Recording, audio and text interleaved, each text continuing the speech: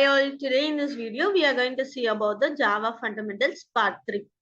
So in this video we'll be seeing what is a constructor, types of constructors, and what is a Java data type. So what is constructor? It is used to initialize an object when it is created.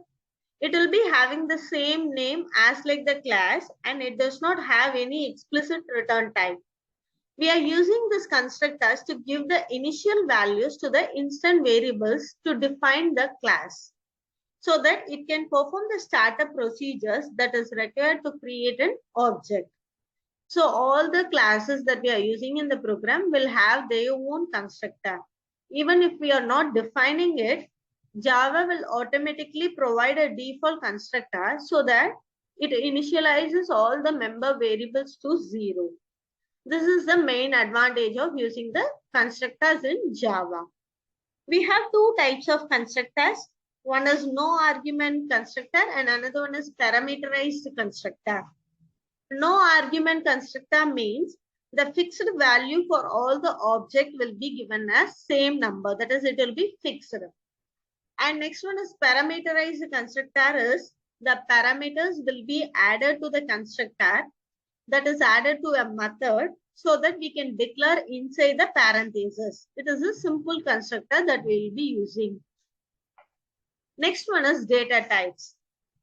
What is data type is the variables that we are using to store the values in a memory location is called data types. That is, when we are creating a variable, you can reserve some space in the memory.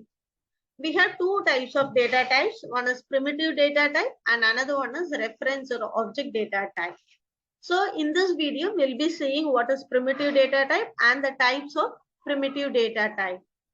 So primitive is nothing but it is a 8-digit data types that is supported by the Java.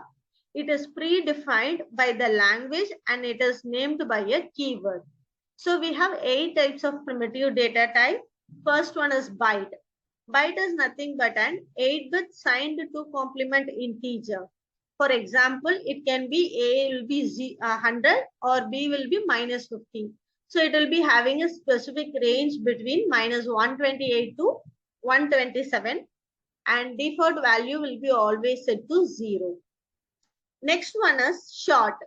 Short is nothing but it is a 16-bit signed to complement integer.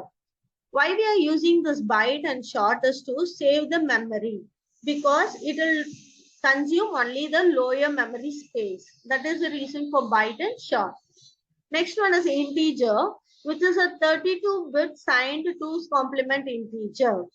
It is also will have the default value as 0. Here we can use for all the integral values, we will be using this kind of data type. Next one is long, which is 64-bit signed to complement integer. It is 64-bit signed to complement integer. Next one is float. It is a single precision 32-bit IEEE 754 code. That is, it is used to mention the floating numbers. It is also used to save the memory. And next one is double. It is a 64-bit IEEE 754 floating point. That is, doubles floating integer is used to mention this. Here also, it is also mentioned for the decimal values. Next one is Boolean, which is a 1-bit information. Either it is used to set true or false, on and off. For these kind of flag purpose, we use this Boolean. Next one is character. It is a single 16-bit Unicode character which is used to store the character values. So these are all the primitive data types. In the next video, we'll be seeing about the reference data type. Thank you. Have a nice day.